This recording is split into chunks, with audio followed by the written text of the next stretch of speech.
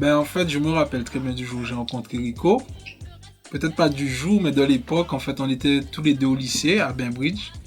Il jouait au basket, j'étais en UNSS, lui aussi. Et il nous arrivait de faire des matchs ensemble, de faire des shoots ensemble.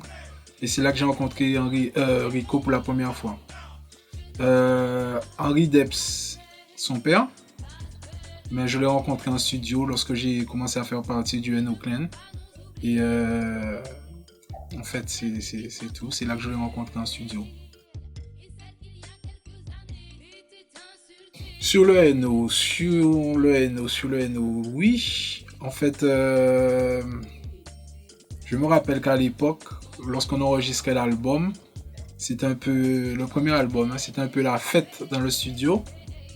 Et que quelquefois, j'avais à aller jusqu'à Boissard pour acheter des 16S pour l'équipe. Donc vous imaginez les risques que je prenais un petit peu. J'allais à Boissard, j'achetais des 16S et puis je revenais, puis on enregistrait, et puis voilà.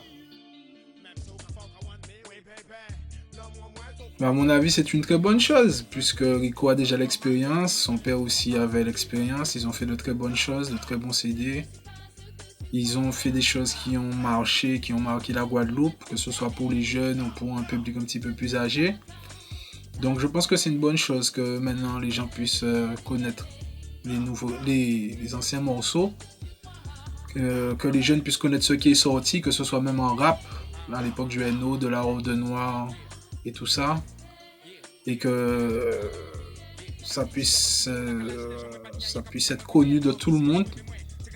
Et je pense que le fait aussi de sortir de nouvelles choses aussi de la part de Rico, ça peut être une très bonne chose et ça peut aider des jeunes qui montent, qui font de la musique, à s'exprimer et à sortir des choses intéressantes. Donc, je vois ça comme ça. Voilà.